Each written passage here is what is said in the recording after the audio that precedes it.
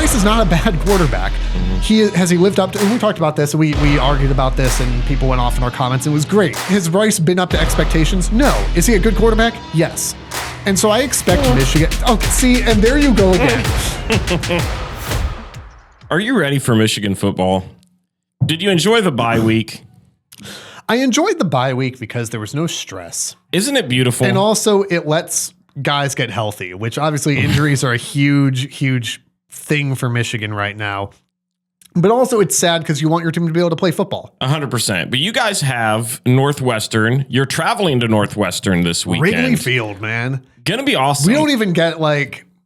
let me just put this out there. I hate games being played at places that are not football stadiums. Mm-hmm. I hate it.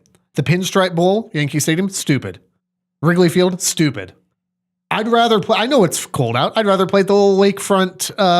Lakefront High School Why build stadium. a beautiful place like that and just not play games there? I don't like games at places that are not.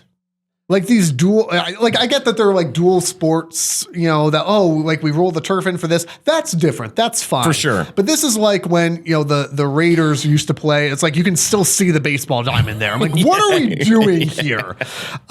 Anyway, here's what I would say about Northwestern, because I think it's important to preface this game with this.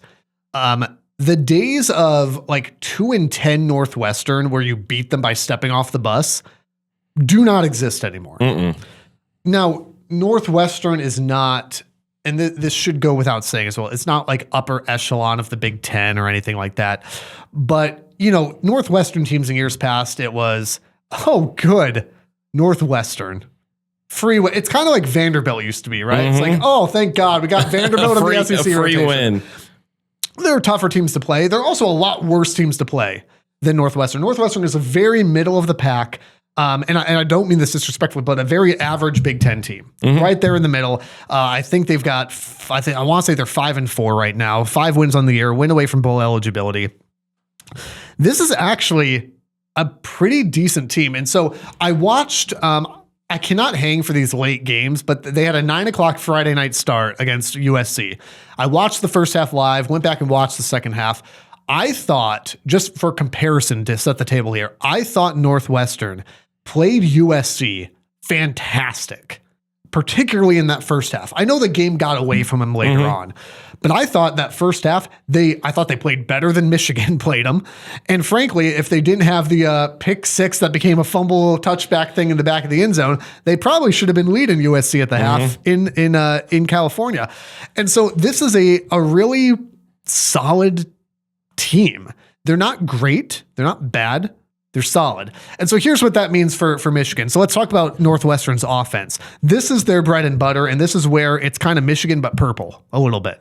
This honestly, this is a really solid rushing team. They run for about 180 yards a game. For context, Michigan's running about 225. So again, I'd say Michigan's got a better rush game, but those are similar. The threat is going to be Caleb Komolafe. If you're not familiar with him, like you need to. Dude's a stud. He is really, really good. He burned USC a number of times. I went back and watched the Nebraska game highlights for comparison. So Emmett Johnson from Nebraska, really good running back as well. Komolafe's numbers almost exactly identical to his in that game. In a game that Northwestern very easily could have won. They're going to rely on the rush game. The passing offense is pretty non-existent for Northwestern. When they got Preston Stone from SMU, I was actually pretty high on Northwestern. I thought, oh man, this team might be, I didn't think they were going to be great. I probably guessed they would be about here, but I assumed that they would rely on the pass game a bit more than they actually do. Thought this could be the strength.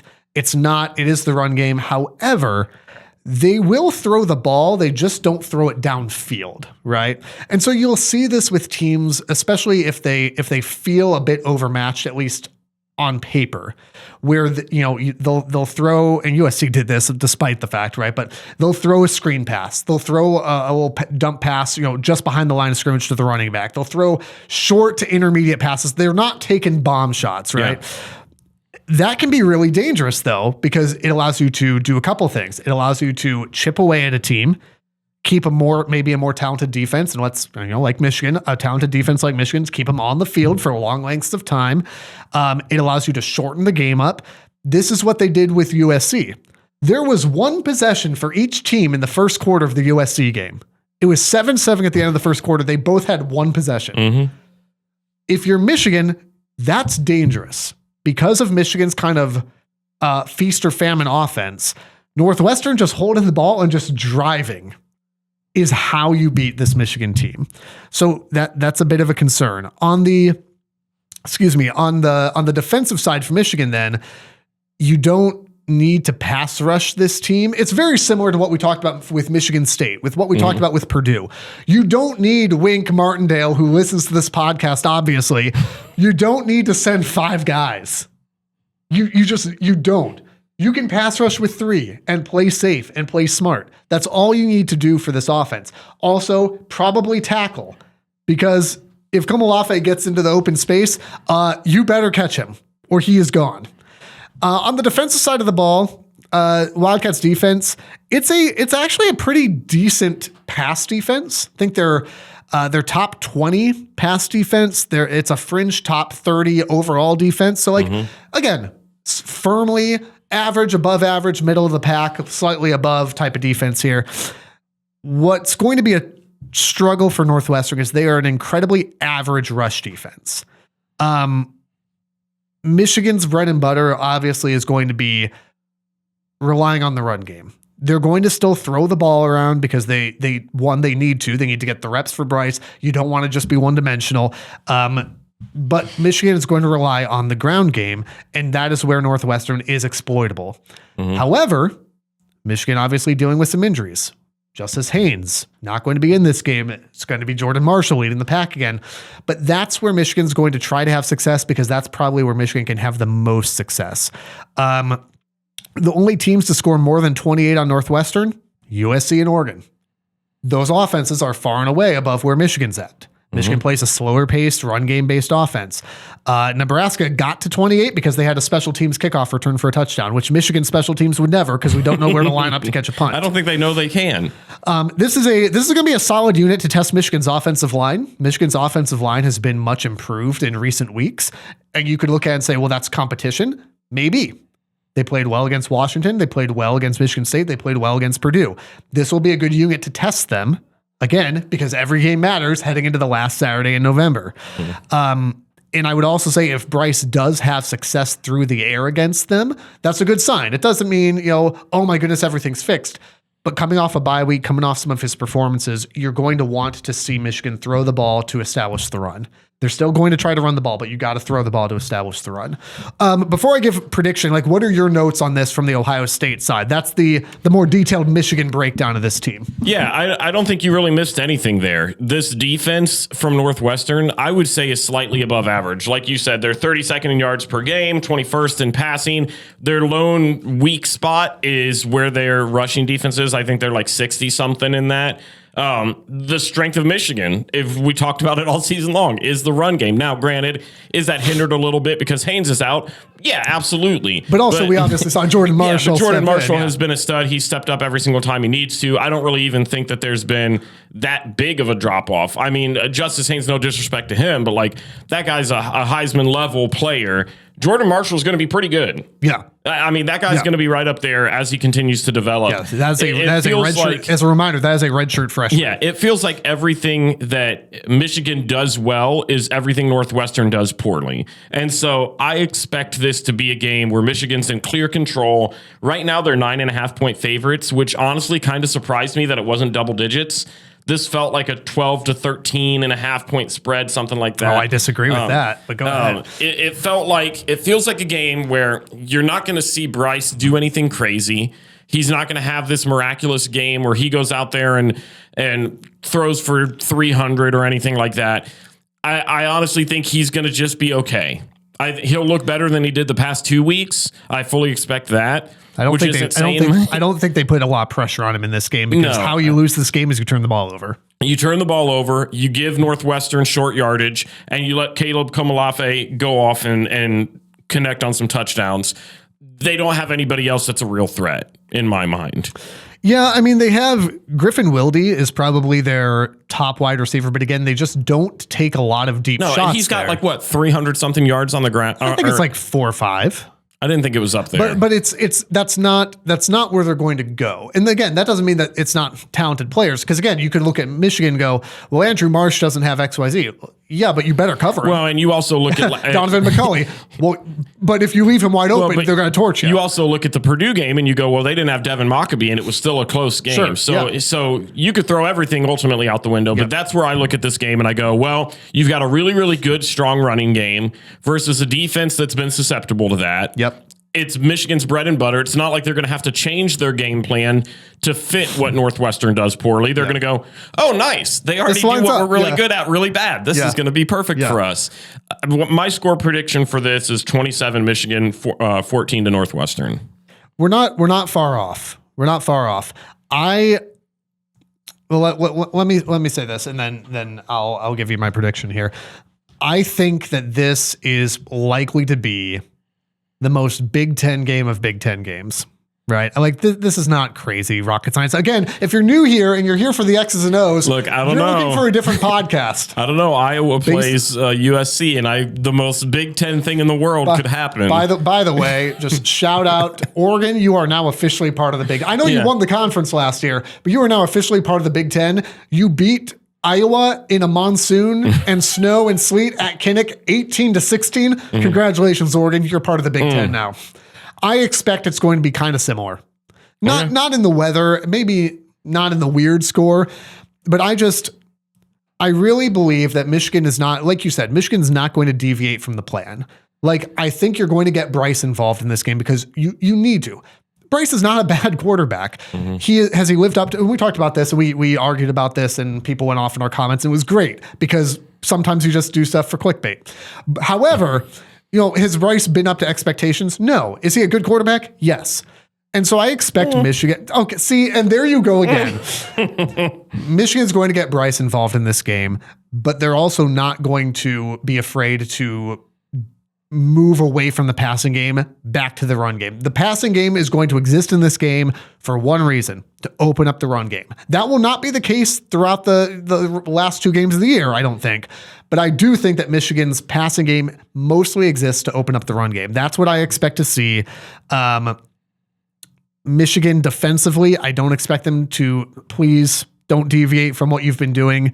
You don't need to send the house on this guy. If you do, Northwestern is smart enough and talented enough to just dink and dunk and screen pass. And it's the same thing we gave for Michigan State and Purdue. You don't need to send the house because they don't have the horses.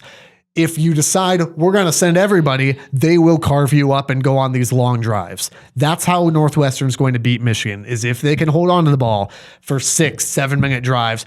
Purdue did some of this, but they're going to have to cash it into touchdowns as well.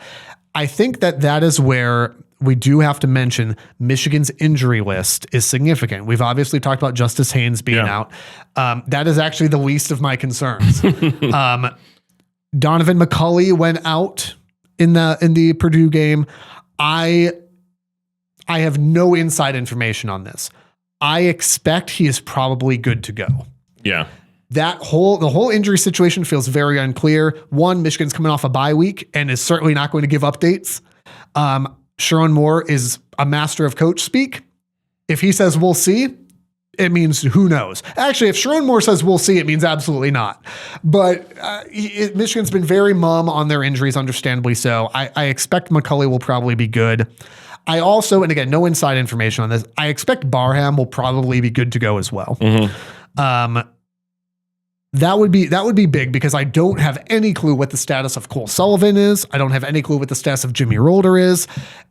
That's where I think Purdue had success. And I'll give credit to Purdue, but I'll also argue that Michigan playing like their freshman linebackers, right?